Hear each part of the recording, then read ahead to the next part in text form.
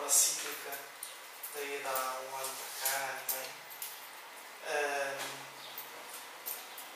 As questões das comunidades autossustentadas, a forma da organização como igreja e a forma da igreja, um pouco que está em Atos 2, sempre partirem, cuidar de uma forma mais descomplicada. Isto, juntamente com os textos corretos também que falam sobre a gestão particularmente na questão dos terrenos, a forma de gerir os terrenos, a forma de produzir e colher. Quem tinha um terreno devia deixar 10%. Isto é totalmente contrário à nossa sociedade atual, em que o gestor deve sugar toda a produtividade possível, juntar um recurso, seja ele o que for, mesmo sem ser um recurso da natureza. Ele saca tudo o que pode. A gestão tem que ser até espremer a esponja até à última gota. E o ensino bíblico é exatamente o oposto. Deixar 10% para...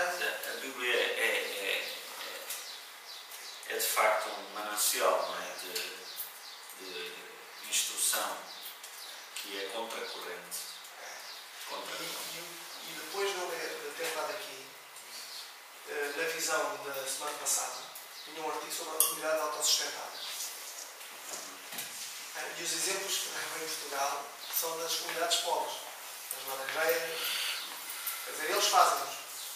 E nós, às vezes, nas igrejas, estamos a pensar o desenquadrado que é, isso era para ocupar aquela situação, naqueles tempos, e depois vemos as pernas a ensinarem-nos. Sem dúvida. Bom, eu creio que fica aqui uma dica. Sabem, a preocupação que eu tenho, às vezes, com abordagens como estas, eu fiz um teste exaustivo a algumas áreas que eu considero sempre sujeitas a alguma preocupação nos ministérios ditos orgânicos ou igreja emergente. E eu fiz uma análise com eles, com o Brad e com a Mirella, de cada um dos aspectos que eu considero preocupantes numa abordagem orgânica, e eles passaram em todas, porque já têm uma maturidade adquirida ao longo do tempo, não por eles, mas os líderes deles e dos ministérios a que eles estão ligados, para tentar superar algumas das fraquezas, das limitações da abordagem orgânica. Por exemplo, a questão da ortodoxia teológica. Não é? Como é que eles garantem que aqueles grupos não se desviam do ensino bíblico ortodoxo? Okay? Ou seja, não dão espaço à heresia, como acontece, infelizmente, em muitos setores onde as pessoas têm uma teologia que eu defini aqui do achismo. Não é? As pessoas passam a vida nos grupos pequenos a dizer eu acho isto, eu acho aquilo, eu acho isto, eu acho isto, eu acho. Não é? E não há um ensino consistente com a palavra. Esta é uma das preocupações, a questão da prestação de contas. Quem é que... Eu achei essa pergunta muito importante da sua parte, porque a princípio estava um pouco apreensivo, né? Estava muito aos moldes. A quem é que vocês prestam contas? Alguém perguntou aqui, quem é que vos enviou? Quem é que vos enviou? Entendem? Porque muitas vezes nestas propostas há muita rebeldia. Há situações de pessoas que não resolveram bem o relacionamento de onde saíram. E depois começam coisas novas em rebeldia, dizendo nós somos diferentes destes. E no fundo o que querem é provar a diferença. E não tanto... Entendem? Está lá no coração coisas ainda por resolver. Este tipo de situações. Não é? Como é que vocês verdadeiramente alcançam a cidade? Quando o movimento orgânico muitas vezes é uma coisa feita para edificar mais os amigos, e é um grupo muito restrito. E como é que se alcança a cidade? Pior do que isso, que é a maior fraqueza dos movimentos orgânicos. Qual é a vossa visão missionária transcultural? Entendem? Eu achei muito interessante a missão que é apresentar a cidade Eu nunca tinha ouvido nada assim, visitar a cidade de uma pessoa, não é? Uhum. O contexto é todo ao contrário. Eles já conhecem a cidade também e vão apresentá-la a um senhor que também conhece, não é? Exatamente. É fantástico. E eles, fruto da experiência acumulada de outros líderes que os mentoreiam, eles venceram barreiras absolutamente essenciais, que para mim, eu não conheço, na minha experiência já, e tenho ido a muitas conferências internacionais, eu não conheço muita gente que tenha as preocupações deles. E são jovens, ok? Mas têm mentoria, têm pessoas que de facto têm estas preocupações e uma visão missionária integrada, holística, não apenas para o grupinho ali, mas para a cidade, para o mundo. Então isto são coisas preciosas. O que ouvimos aqui, para mim, é uma alegria ver que pessoas que estão próximas de nós estão a fazer isto, não é? E bem feito. E estão a levar pessoas a Jesus. Eles chegaram na terça-feira à casa. Este sábado tem batismos, não é? Tem pessoas para batizar. É mesmo uma bênção poder perceber que há muita coisa louca a acontecer, mas também há gente que está a agarrar os princípios fundamentais e a natureza neotestamentária de uma igreja e aplicar esses princípios no contexto de uma cidade como Portland, que é uma cidade absolutamente avessa, não é, ao Evangelho. 2% de cristãos. Eu só não percebi foi como é que eles lidariam depois no futuro com o crescimento da comunidade, quando, por exemplo, na zona, o grupo se tornar um grupo de 30, 40 pessoas. Na mesma cela e serem de perto. Não dá para dividir como têm feito. Como é que eles farão? Não sei. Mas vocês podem manter o contacto. Eu tenho o PowerPoint deles, eu já vos mandei. Não? Eu já tenho o PowerPoint, o PDF, para vos mandar. Vocês podem interagir com eles e fazer perguntas em português, não tem problema nenhum. E, portanto, vamos manter-nos em contacto para perceber como é que estas dinâmicas estão a acontecer. Eu quero muito ir lá e estar com eles e ver as dinâmicas no terreno, como é que isto funciona, não é? E trazer como um case study para nós avaliarmos aqui no contexto urbano da cidade de Lisboa, como é que podíamos pensar numa coisa assim, não é? Eu fiquei muito estimulado e a oportunidade foi de ouro mesmo. Ok, mas estávamos a propósito a falar disto a propósito das cidades, não é? Tudo isto acontece no contexto da cidade. E falámos aqui da Torre de Babel como uma tentativa de concentração urbana que não foi aprovada por Deus, porque o plano era o mandato cultural, como sabem, não é?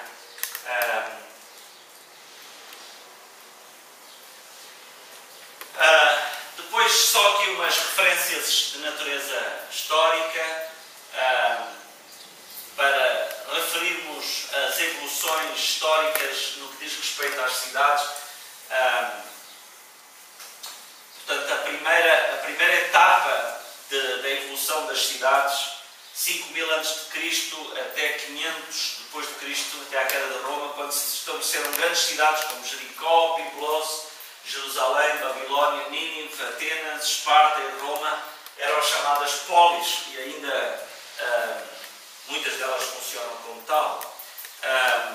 A segunda, encontramos na Renascença, já na Idade Moderna, as cidades de Roma, Florença, Constantinopla, Londres, Paris, Toledo, Neópolis. Portanto, depois a terceira etapa, pelo professor Dami Ferreira, a Revolução Industrial, 1750, quando aparecem cidades-polos como Nova Iorque, Chicago, Londres, Berlim, Paris, Tóquio, Moscou. São as metrópoles, e aqui podíamos acrescentar depois cidades, enfim, satélites mais ou menos parecidas. Na última etapa, já na época atual, surgem as megalópolis, com cidades satélites e bairros ligados uns aos outros. Dentre elas destacam-se São Paulo, Rio de Janeiro, Tóquio, Londres, Nova Iorque. Hoje São Paulo, a grande São Paulo, deve ter mais de 20 milhões de habitantes. Quer dizer, é assim uma coisa... Quando alguém vai a São Paulo, começa a sobrevoar a cidade de São Paulo, vê uma penumbra de poluição que é uma coisa absurda, quer dizer, é outro nível. Como Nova Delhi ou como Manila, nas Filipinas. Quer dizer, são cidades que me impressionam muito porque qualidade de vida absolutamente nenhuma, não é? Nenhuma. Eu não sei quem é que pode gostar de viver, por exemplo, em São Paulo. São Paulo é bom para trabalhar e para ganhar dinheiro. O resto de qualidade de vida nenhuma. Não tem. Aquela história do rodízio. O rodízio lá não é só de carne, não é só de peixe, nem é só de pizza. É rodízio de automóveis também. Quer dizer, as pessoas que têm a chapa de matrícula que termina em há um determinado dia da semana que não podem circular. Então tem que deixar o carro que termina com a chapa de matrícula em fica em casa. Portanto, as pessoas compraram outro carro para poder usar com outra chapa de matrícula e vai rodando assim na cidade. São milhões e milhões. Enfim, é um mundo. Agora, mais difícil ainda seria, obviamente, Nova Delhi. São cidades onde eu estive e desejei não voltar. Não é? Nova Delhi, para mim, talvez seja das cidades mais difíceis para a minha integração cultural. É considerado o trânsito mais caótico do mundo. Nova Delhi não é só pelo trânsito, é pela sujeira. Pela sujeira, pelo pó que anda no ar. É uma coisa quase irrespirável. Uma coisa terrível. E é tudo, para mim, é tudo barracas. Aquilo não tem nada. Porque eu fiquei num hotel em Nova Delhi, ao lado, mesmo, eu direi, 20, 30 metros ao lado, estavam casas onde as pessoas conviviam, coabitavam com as vacas, literalmente, na mesma rua do hotel. Okay? E as pessoas dormem numas esteiras, parece que as vacas têm melhores condições do que as pessoas. É assim mesmo. Portanto... O senhor está a falar dos Açores? Não. As vacas nos Açores são muito limpinhas. Muito limpinhas. São mesmo. Não digam mal dos Açores, eu amo os Açores. Ok, as cidades em geral são tratadas como de pequeno, médio e grande porte, dependendo da população, tamanho e influência. Eu não sei se vocês, quando pensam nestas coisas das cidades, têm assim mexe o coração. Não sei, mas eu, por exemplo, quando eu chego a Lisboa, quando eu venho de avião, chego a Lisboa, eu fico emocionado com a cidade. Fico emocionado com a cidade de Lisboa. É a minha cidade, quer dizer, não vale a pena a gente dizer qualquer outra coisa. É a minha cidade. Não é? Eu não nasci em Lisboa, propriamente, mas é a minha cidade. E a gente olha e pensa, agora quando esteve cá o irmão Carlos McCord, fui levá-lo ao Castelo São Jorge para ele ver, tivemos a orar pela cidade e ver tudo o que a cidade representa. Imaginar todos os dramas, todas as coisas que acontecem na Polis. Não é? Nós devíamos olhar para a cidade como Jesus olhou. Não é? Jesus olhou para Jerusalém e teve um momento de emoção. Não é? E nós temos que pensar nas nossas cidades desta maneira, com o coração também, sabendo que há ali muita coisa, muitas dinâmicas que estão a acontecer. Em 1950 havia 83 cidades no mundo com mais de 1 milhão de habitantes. Nessa altura só Nova Iorque tinha mais de 8 milhões. Hoje, pelo menos 280 cidades do mundo têm mais de 1 milhão de habitantes e 14 têm mais de 10 milhões. No ano 2015 estes números duplicarão. Portanto, vejam lá o que é que isto significa em termos de dramas e vamos perceber isso mais adiante. Esta concentração de população nas cidades repete-se em cidades nas capitais, repete-se em cidades como Assunção, no Paraguai, onde vive o meu colega Pablo. O que aconteceu no Paraguai? Ele tem-me explicado. O que aconteceu no Paraguai é que o povo desapareceu todo dos meios rurais. Fugiu tudo para a cidade, à procura de melhor vida. Porque a pobreza, não sei se sabem, porque o Paraguai é um dos países mais pobres da América Latina. De facto, se vocês quiserem pensar num campo missionário na América Latina, tem que pensar no Paraguai. Paraguai e Uruguai. Uruguai também mas o Paraguai é pior. O Uruguai é uma sociedade talvez é o país, do ponto de vista da cosmovisão, mais parecido com a Europa. Os países mais parecidos com a Europa. E não tem comparação com o Paraguai. Eles são muito secularizados no Uruguai. Mas no Paraguai são católicos, pobres, miseráveis mesmo. O senhor sabia que o Paraguai já foi um país rico? Pois, e tem muita riqueza. Tem muita riqueza. Muita riqueza mineral, mas os políticos têm estragado aquela nação, não é? Já ouvi essa história. Como? Conheço essa história. Os políticos, ok, não vamos por aí. Mas é de facto imaginar que toda a população vai se aglomerando na capital e deixa o campo. Em Portugal hoje já estamos a viver o fluxo ao contrário, não é? Há muita gente a fugir da cidade para voltar para o campo. Já falámos disso a semana passada. Só a Índia tem 18 cidades com mais de 1 milhão. Mas na Índia, na China, tudo é assim grande, não é? Não me impressionam. As pessoas moram em cidades cada vez mais. A percentagem da população urbana cresceu de 5% para 50% nos últimos 100 anos. Portanto, a nossa estratégia de evangelismo e plantação de igrejas tem que ter isto em consideração. O caso de Lisboa, por causa do seu tamanho, influência de diversidade em universidades, a cidade de Lisboa é hoje um espaço tremendamente cosmopolita, um tremendo desafio para a Igreja do Senhor. Em Atos capítulo 2, quando nós vemos a experiência da glossolalia, do Pentecostes, o que é que acontece ali? À cidade de Jerusalém chegavam pessoas, não é, de todo o tipo de culturas. Não foi isso que aconteceu lá no ambiente do Pentecostes? E há um versículo lá no capítulo 2 que diz o seguinte: quando cada um começou a falar na sua própria língua, não é? A certa altura, diz o texto, o que é que isto quererá dizer? Não é? Não lembro agora o versículo, mas Atos capítulo 2, como é que diz lá? Este texto chamou-me muito. Exato, é isso. Onde é que está?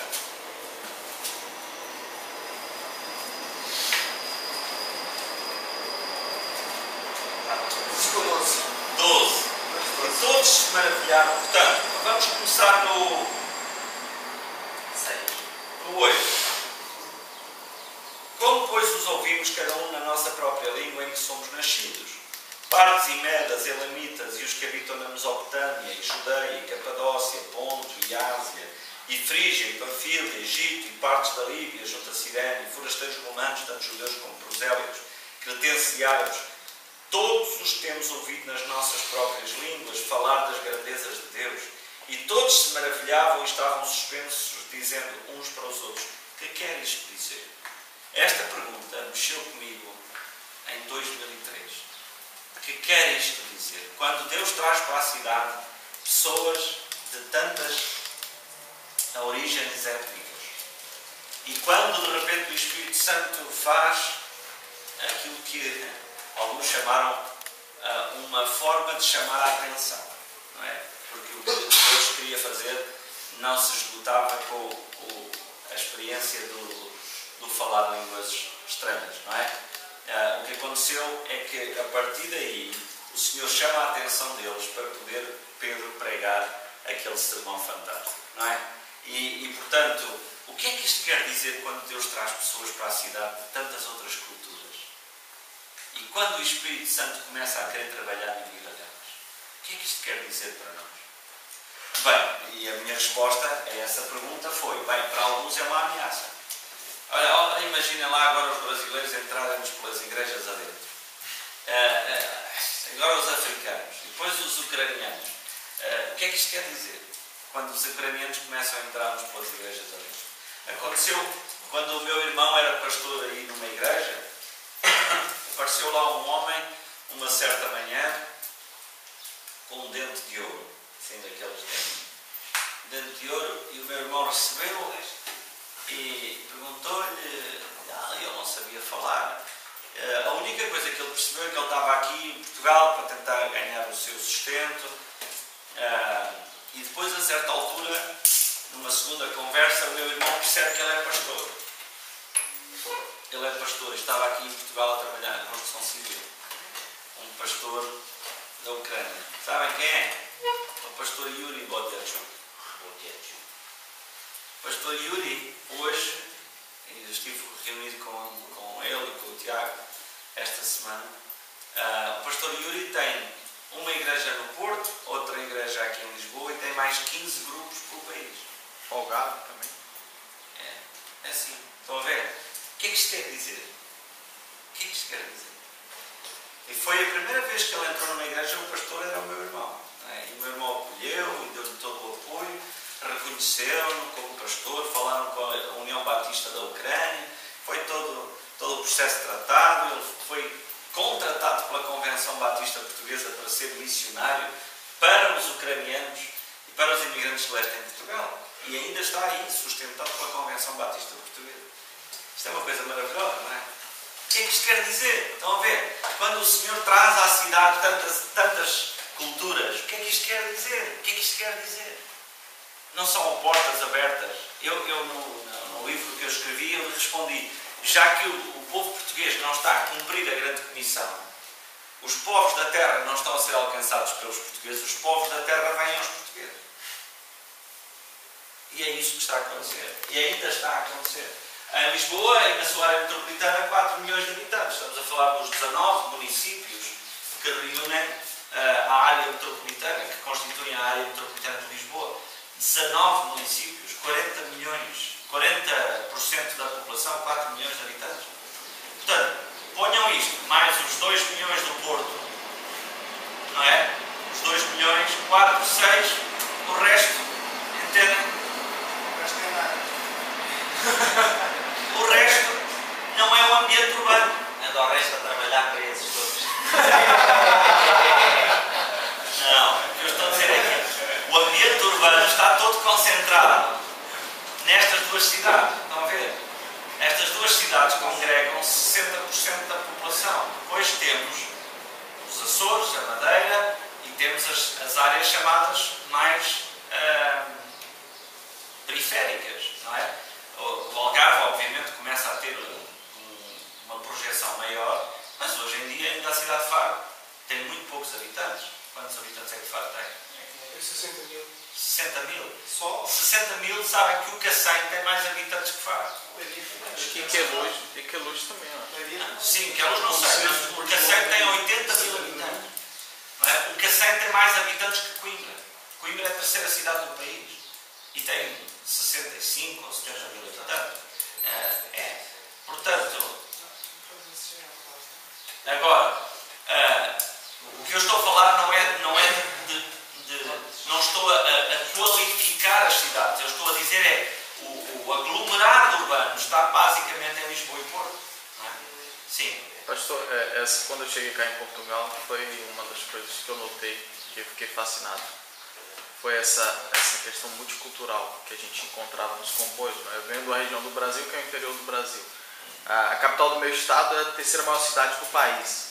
Entretanto, não tem essa diversidade como tem cá em Portugal. E eu acredito que isso tem muito da consequência dos grandes descobrimentos também. Sem dúvida. Não é? Porque as pessoas migraram. E voltam a ter relacionamentos, porque há portas abertas, obviamente, e relacionamentos. Portugal tem contacto permanente com a América, com a África e com a Europa. Portanto, nós somos uma interface, certo? Somos uma interface para vários continentes. A cidade de Lisboa é hoje o centro do poder político, grande parte das atividades económicas, comunicações, investigação científica, do que se faz no país. Muita da melhor instrução académica do país é feita aqui. Portanto, eu não estou a pôr isto aqui por causa do amor ou do carinho que eu tenho pela cidade de Lisboa. Não, é só porque é capital e porque isto acontece realmente aqui. E nós devíamos pensar cidades assim. Também é em Lisboa que se situa a maioria das comunidades imigrantes. Eu escrevi isto em 2004, 230 idiomas e dialetos falados em Lisboa e representantes de mais de 180 nações, aquilo que o Tiago estava a dizer. Portanto, quer dizer, isto é um desafio missionário. certo? Nós temos que pensar Lisboa assim.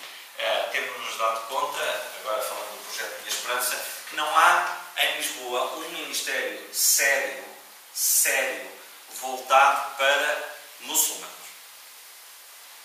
Não há. As únicas experiências que existem têm a ver com os fulas da Guiné-Bissau, que é feito aqui na Igreja Batista de Queluz, e nada mais. Não há um ministério focado nos muçulmanos. Não há. E olha que Portugal é tão próximo aqui, não é? Do nosso estado. Sim, não há ser um ninguém. celeiro para lá. Não é? É verdade. Não há ninguém a trabalhar, pelo menos que eu saiba. Vejam bem. Também é uma necessidade relativamente recente. Acho que estamos atrasados já. Já estamos atrasados. Em 2004, Portugal tinha 500 mil imigrantes, 5% da população portuguesa, representando 11% da população ativa do país. A maior parte dessas comunidades estavam aqui. Portanto, Lisboa sofreu o fenómeno da urbanização. Quando o século XX começou, apenas 13% vivia nas cidades. Hoje, metade da população do mundo vive nas grandes cidades. Depois, pensando na mente e no coração do homem urbano, as cidades são isto, são complexas do ponto de vista social, cultural, económico, emocional, espiritual, e constituem-se campo propício para a atuação da Igreja ou do inferno, dos cristãos ou dos feiticeiros, dos homens de bem ou dos assassinos. Nós temos em Lisboa, eu vivia durante muitos anos com um descampado em frente ao meu edifício, e estavam lá duas famílias de guineenses a viver em contentores, colocados lá pela Câmara, porque eles foram desalojados e não tinham espaço, até que encontraram outro lugar, ficaram naqueles contentores. E era interessante, duas famílias. Uma era uma família de matriz cristã, claramente, já muito ocidentalizados, não é? Mas falavam crioulo, e nós éramos amigos deles. Falávamos, as nossas filhas falavam muito com eles, bom dia. E tudo bem. A outra família era uma família cujo pai, ou o avô, o mais velho, o patriarca, era um jambacó. Sabe o que é um jambacó? É um feiticeiro. Então o feiticeiro estava ali, às portas da minha casa, e eu a ver ele a receber indivíduos que vinham lá da cultura dele, da Guiné-Bissau, para visitar o feiticeiro Jambacó. E eu ouvia sempre esta palavra, Jambacó, Jambacó, estamos à procura do Jambacó. O Jambacó. Um dia fui perguntar o que era o Jambacó, era o feiticeiro. Então eles faziam todo o tipo de feitiçarias nas barbas da minha casa, quer dizer, era aquilo.